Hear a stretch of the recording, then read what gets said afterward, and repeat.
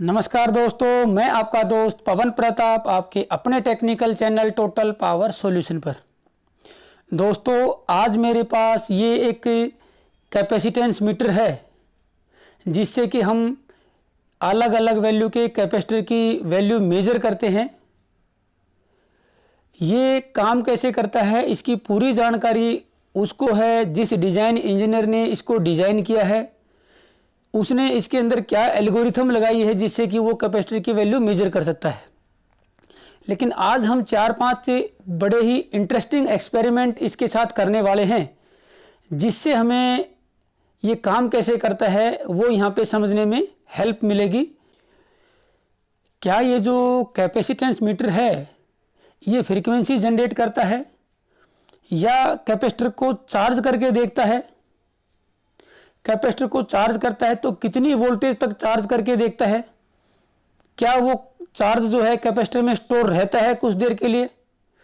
क्या हम इस कैपेसिटेंस मीटर से एलईडी यानी कि लाइट एमिटिंग डायोड को भी चेक कर सकते हैं क्या? ये छोटे छोटे हम 4-5 एक्सपेरिमेंट करेंगे डीएसओ की मदद से भी, ताकि हमारे को इसकी वर्किंग को समझने में मदद मिले। दोस्तों, एक्सपेरिमेंट करने के लिए मेरे पास ये डिजिटल मल्टीमीटर है, एक कैपेसिटेंस मीटर है, कुछ अलग अलग वैल्यू के कैपेसिटर हैं, एक मेरे पास एलईडी है और सामने मैंने यहाँ पे एक डिजिटल ऑसिलोस्कोप लगाया है जिस पे हम वेवफॉर्म देख के एक्सपेरिमेंट को वेरीफाई करेंगे, चेक करेंगे। सबसे पहले स्टेप में मैं यहाँ पे कैपेसिटेंस मीटर को ऑन कर लेता हूँ और अलग अलग वैल्यू के यहाँ पे कैपेसिटर को मेजर करके देखते हैं जिससे हमारे को मदद मिलेगी। मेरे पास ये 102 का ये सिरेमिक कैपेसिटर है यानी कि 1 नैनो फैराड। तो इसको मेजर करने के लिए मैंने 2 नैनो फैराड की रेंज पे इसको सिलेक्ट कर लिया और इसको यहाँ पे चेक करते हैं। इसने तुरंत जो है कैलकुलेट करके मुझे बता दिया कि ये है 0.966 यानी कि 1 नैनो फैराड का कैपेसिटर है। कुछ वैल्यू इसके अंदर वेरिएशन रहती है 10% की, वो इसने यहाँ पे बता दिया है। ये 1 नैनो फैराड का कैपेसिटर है।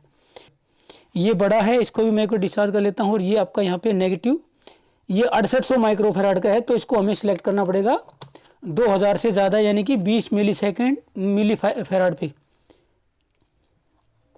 इसको लगा दिया है।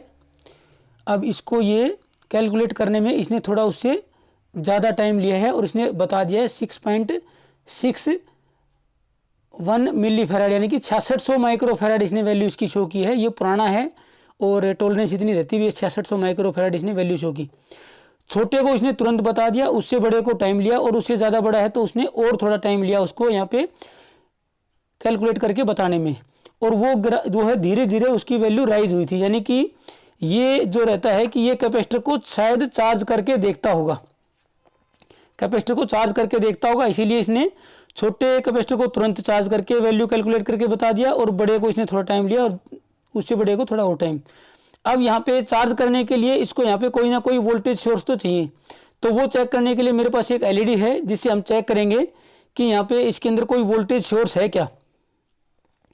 ये ब्लैक वाली जो है मैं छोटी लीड पे, एलईडी की छोटी लीड जो कि नेगेटिव होती है, और रेड वाली जो है पॉजिटिव बड़ी पे लगाता हूँ। ये देखिए, यानी कि कोई ना कोई वोल्टेज सोर्स तो इसके अंदर है। ये वोल्टेज कैपेसिटर को देता है जिससे कैपेसिटर चार्ज होगा और उस चार्ज करके उसको यहाँ पे कैलकुलेट करके वैल्यू बताता है। अब वोल्टेज सोर्स है क्योंकि एलईडी ग्लो करी है, लेकिन एलईडी परमानेंट ग्लो नहीं करी। यहाँ पे एलईडी जो है ब्लिंक कर रही है। देखिए, एलईडी जो है ब्लिंक कर रही है, ऑन ऑफ ऐसे यहाँ पे ब्लिंक कर रही है। कोई वोल्टेज सोर्स तो है लेकिन वो आपका फ्रीक्वेंसी के रूप में है, वो स्मूथ नहीं है। अब एसी है कि डीसी है वो कंफर्म करते हैं। इस एलईडी को यहाँ पे उल्टा करके लगाते हैं, पोलैरिटी इसकी चेंज कर देते हैं। पोलैरिटी चेंज करके लगाया, एलईडी ग्लो नहीं की। अब ये चार्ज करके देखता है, पहला पॉइंट। इसके अंदर कोई वोल्टेज सोर्स है वो हमें कंफर्म हो गया। दूसरा पॉइंट, वो वोल्टेज सोर्स एसी नहीं है, डीसी है। क्योंकि एसी होता और फ्रीक्वेंसी में होता तो ये एलईडी को उल्टा या सीधा लगाएंगे तो वो दोनों ही केसेज में एलईडी ग्लो करेगी अगर एसी होती है तो। लेकिन रिवर्स में ये ग्लो नहीं कर रही है, तो इसका मतलब जो सोर्स है वो डीसी है। ये देखिए ग्लो किया। अब यहाँ पे क्या क्या बात क्लियर हुई। ये कैपेसिटर को चार्ज करके ही उसकी वैल्यू कैलकुलेट करता है। एक इसके अंदर कोई ना कोई वोल्टेज सोर्स है दो, वो वोल्टेज सोर्स एसी नहीं है, वो डीसी है, क्योंकि एलईडी जो है रिवर्स में यहाँ पे ग्लो नहीं की। और वो जो डीसी सोर्स है वो स्मूथ नहीं है, क्योंकि एलईडी यहाँ पे ब्लिंक कर रही है, इसकी कोई ना कोई फ्रीक्वेंसी है तो डीसी लेकिन पल्सेटिंग फॉर्म में है, पल्स की फॉर्म में है, कोई ना कोई फ्रीक्वेंसी पे वो यहाँ पे पल्स दे रही है, स्मूथ डीसी तो नहीं है। ये यहाँ पे इतनी बात यहाँ पे क्लियर हो गई है। अब यहाँ पे आगे चेक करते हैं कि इसी में एक्सपेरिमेंट में आगे कर लेते हैं कि ये जो फ्रीक्वेंसी है ये सभी रेंज के लिए फिक्स है या वेरी करती है। अब ये देखिए किसी पर्टिकुलर रेट पे ब्लिंक कर रही है, रेंज मैंने कम की, ये ओ हो गया, रेंज मैंने कम की है, फ्रीक्वेंसी थोड़ी फास्ट हुई है, और रेंज कम की, इसकी ब्लिंक रेट जो है बढ़ गया है, फ्रीक्वेंसी फास्ट हुई है। अब फ्रीक्वेंसी इतनी फास्ट हो गई है कि हमें ये ब्लिंक करते हुए दिखाई भी नहीं दे रही है। पहले जो देखिए ब्लिंक करते हुए दिखाई दे रही थी, अब ये ब्लिंक करते हुए दिखाई भी नहीं दे रही, सिर्फ महसूस हो रही है।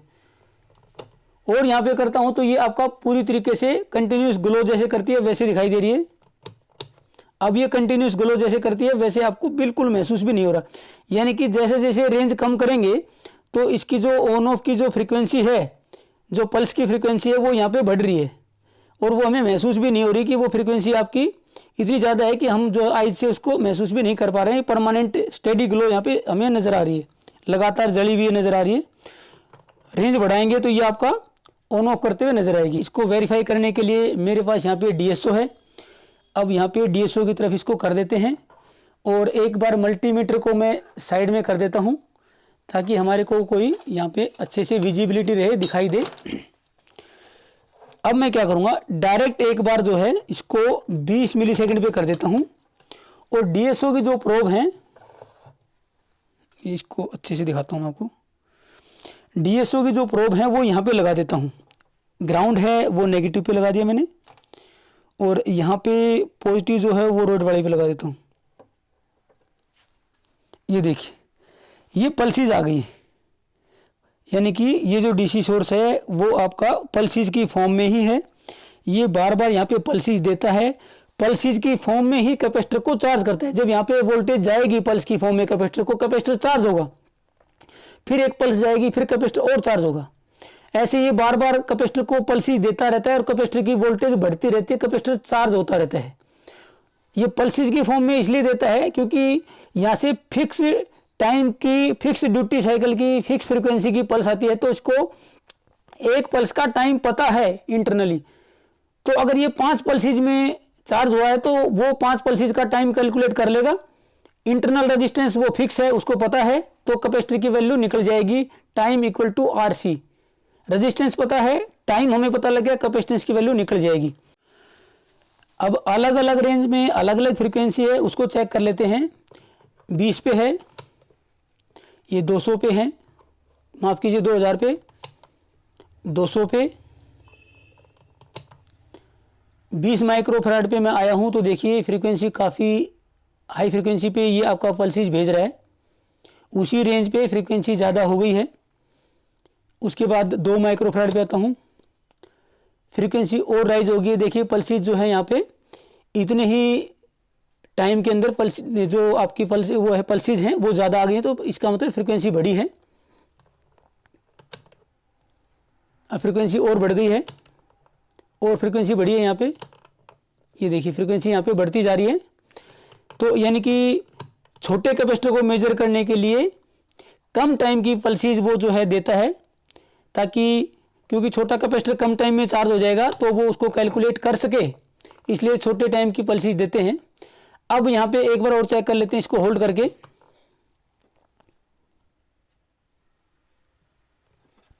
ये नॉइज है थोड़ा, ये मैंने होल्ड कर लिया इसको। अब यहाँ पे 200 माइक्रोफैराड पे है, तो इसकी वो चेक कर लेते हैं एक बार, टाइम कितना है एक पल्स का ऑन टाइम जितने पे वो चार्ज करता है।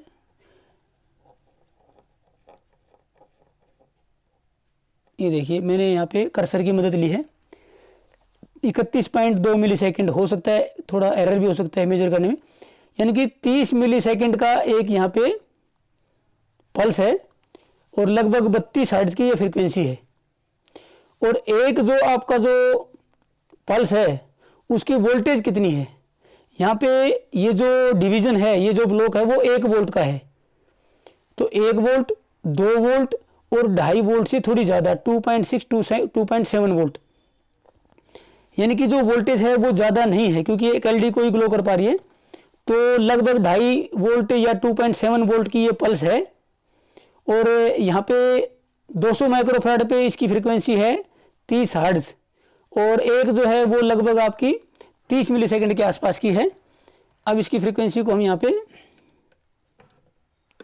बढ़ा के देखते हैं, एक बार रन कर देता हूँ। ये ज़्यादा फ्रीक्वेंसी पे आ गई है, इसको यहाँ पे होल्ड कर लेता हूँ और सेकंड पर डिवीजन को बढ़ा के देखते हैं। अब इसका टाइम मेजर कर लेते हैं और फ्रीक्वेंसी मेजर कर लेते हैं। ये बात है हमारी 20 माइक्रोफैराड पे। तो इसका ये ऑन टाइम है, पल्स का जो टाइम है वो सिर्फ 30 मिलीसेकंड है ना, माफ़ कीजिए 3 मिलीसेकंड। पहले 30 मिलीसेकंड था, अब 3 मिलीसेकंड है और फ्रीक्वेंसी हो गई है जी 330 हर्ट्ज। हाई फ्रीक्वेंसी पे यहाँ पे ये चेक करता है कम वैल्यू के कैपेसिटर को। ये जो कैपेसिटर चार्ज होता है वो भी यहाँ पे मैं एक एक्सपेरिमेंट करके दिखा देता हूँ। इसके लिए मैं यहाँ पे इसको रन करता हूँ, प्रोब को यहाँ पे लगाता हूँ, नेगेटिव और ये आपका पॉजिटिव। ये पहले से ही चार्ज है देखिए, तो इसको एक बार डिस्चार्ज कर लेते हैं। ये डिस्चार्ज हो गया।